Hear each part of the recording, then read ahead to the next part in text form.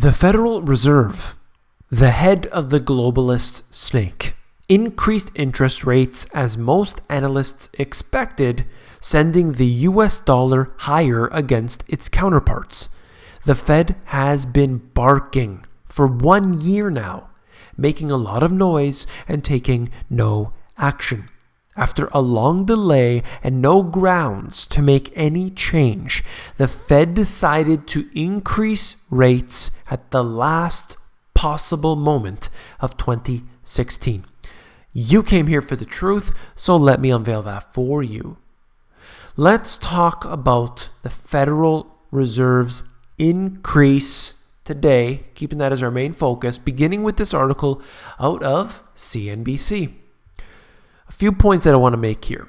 Federal Reserve officials, amid signs that the U.S. economy soon, not now, not yet, could shed its long period of stagnation, approved the first interest rate hike in a year.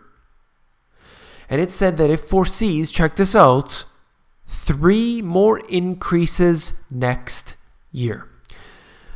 Keep that in mind. Hold that thought for a moment. The stock market reacted calmly while bond yields and the dollar rose. Okay, why did the market react calmly? It is, in fact, with any, not just the Federal Reserve's decisions, it happens with anything. Look at the stocks automatically pricing in what will happen into the future. If they think Apple is going to sell 1 billion iPhones upon its next release, the market already prices that stock based on those estimations. So you don't have these real jagged episodes other than the flash crashes because the market prices it in. So understand that that's already being done. If you look at that Apple stock, just as an example, in the days prior to that release of the iPhone, you will see it already increases or decreases depending on the expectations. If they believe they're going to have a profit report showing, bad revenues and all this, you'll see the market automatically pricing that in. So understand that. And the dollar rising is also one very important thing. People have been chasing this data, so keep an eye on that as well to see where it goes. The yield on a 2-year treasury hit the highest level since August 2009. We're heading back again to financial crisis levels for all different types of assets and different indicators. The FOMC raised its target range from 0.25 to 0.5, and now it's going to be at 0.5 to 0.75. This is something that I've talked about before. This range that they have, let's say they were on the upper end of the range last week. This week, they can be at the lower end of the range, effectively putting them at the exact same point. They could be at 0.5 last week and this week, even though they technically increased interest rates. They're actually within this range. I would also like to point out the fact that 0.5, as an example, is what most of the central banks around the world are at this time. So it's not as if it's a strong economy and everything's doing well. This was specifically to save face. What did they do last year? They said that they would increase rates. They waited and they waited and they waited and they waited until the end of the year.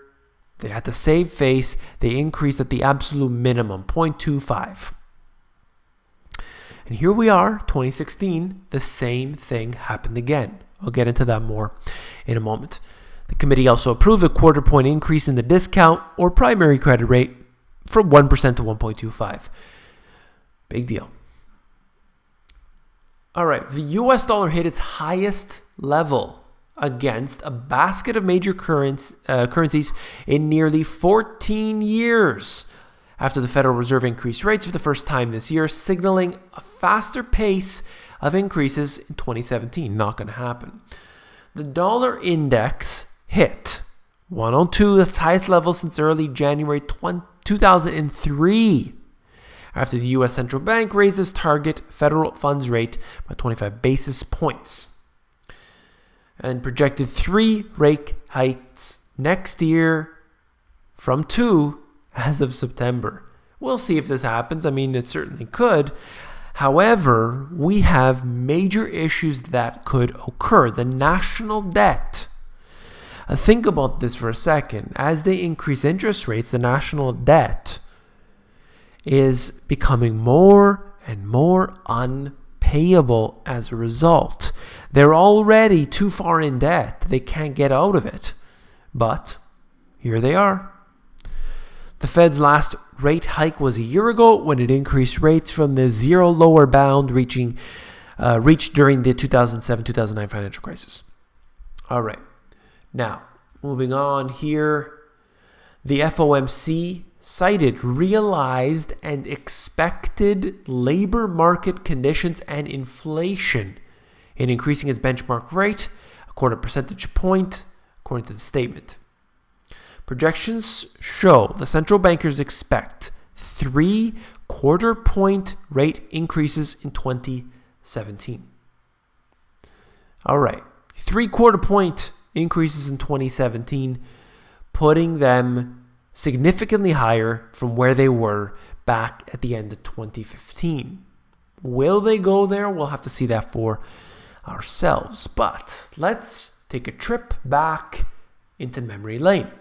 Fed ends zero rate era signals 4 quarter-point increases in 2016. This is dated December 16th, 2015. So last year, they increased rates and said, look, we're going to increase rates 4 times in 2016. And every single meeting of the Fed, they said, don't worry, next time we'll increase rates.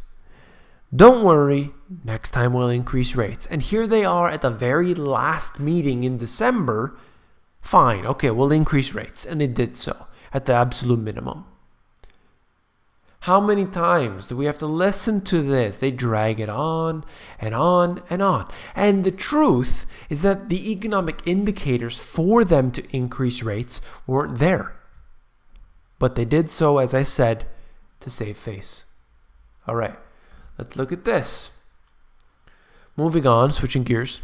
Venezuelans are rushing to the banks this week in a desperate attempt to protect their savings from the government's latest spasm of reckless financial policymaking. On Tuesday, thousands of people across Venezuela played hooky from work, if their work was actually open, to line up outside the banks and deposit bundles of cash into their savings accounts after the government gave everyone a 72-hour countdown to turn in all of their 100 Bolivar notes before they're removed from circulation. Think about this. It's very similar to what we saw with India. And I just showed you the chaos going on there. And no different than what's happening in Venezuela. This is at the bottom paragraph here. I've been saving for so long, withdrawing money every week, and for what? Nothing. This individual was holding a backpack full of money as he stood in line. This country is destroyed. Caracas as a city is destroyed. And this is the future. This is the crystal ball for most countries around the world. Complete economic destruction. If you don't think it could happen where you live, you should have asked a Venezuelan that exact thing a few years ago. This right here is just basically talking about the Yahoo data breach. 1 billion user accounts affected. Huge. And the only reason I'm mentioning this is to show you that our data is not safe.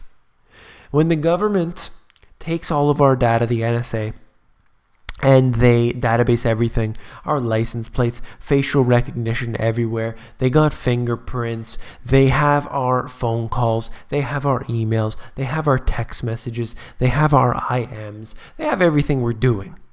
And they put it all in a database. And you might think, look, they need to do so for this or that. Okay, let's just pretend that there's some legitimate use for this. What if a hacker got in and took that information? All right? It's too unsafe. And that's why you can't create all of these databases of every little piece of information. It is too reckless. It is too dangerous. And here's one very good example of that. If you found this video informative, please give me a thumbs up. If you hate David Rockefeller, give me a thumbs up. Hey, if you like David Rockefeller, then give me a thumbs down. If you found the video informative, I know you'll find my book, The Money GPS, even more informative. If you want to look through the book, just go over to Amazon where they have a look inside feature that will allow you to flip through the pages of the book and see if you like it. Take care.